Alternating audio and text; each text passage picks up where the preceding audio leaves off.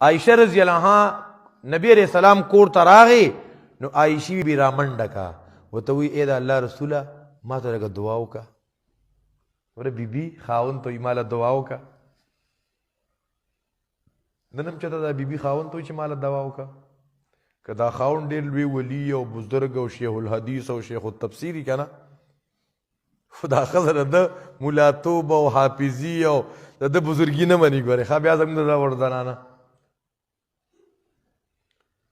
هغه بعضې علما بیانوي که نه چې هغه یو زنانه وه د هغې خاوند هغه به د ځان هسې پیر میر جوړه وه څه جم جادو سره به یې څه کله به الوتو رالوتو یو پیره داسې په هوا باندې راوالوتو څه ځان کې به یې څه هوا موا سیټ کړی را سیټ کړی څه کوپړی موپړی نو د خپل کور باندې داسې راتېر شو.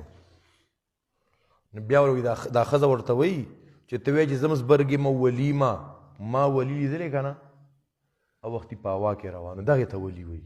ته ځان ته څنګه وایي دا ورته یا ښځې دا زه هم که نه وایي ښه راته ځکه کیجا کېدی وایي ته ځکه کیجا کېدی چې دا ته وایي. نو نبي علیہ السلام ته عایشه بیبي وي ماله دعا وکړه. نن هم آیا داسې بیبي شته چې خاوند ته وایي ماله دعا وکړه؟ نبی علیہ السلام لاس پورته کړو چې اللهم اغفر لعایشه ما تقدمت من ذنبها وما تأخرت وما اعلنت وما اصرت. یا الله د عایشې نه چې کومه کمی کوتاهي قصدن خطأن په پټه په ښکاره چې سمتې شوي که نه نو ربه ته یې ورته معاف کړي. نو عایشه رضی الله عنها ډېره مسکۍ شوه او ډېره خوشحاله شوه چې داسې خوشحالي چېرته نه وه کړې. نو نبي علیه السلام ورته وایي ایسرک دعایي عایشې زما په دعا خوشحاله شوې؟ وایي د الله رسول ته ردونو ناشنا دوا که خوشحالېدم به نه.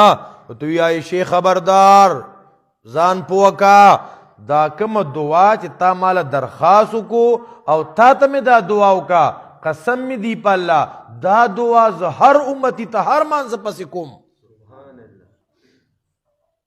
مونږ ته پته نشته ته په پټي کې وې دلته ته دلته په خپلو کارونو کې وې پردی پوله دې تراشله. پیغمبر خپل امتي ته دعاګانې کړي دي ښه چې الله زما د امتي هره خطا معاف کړي.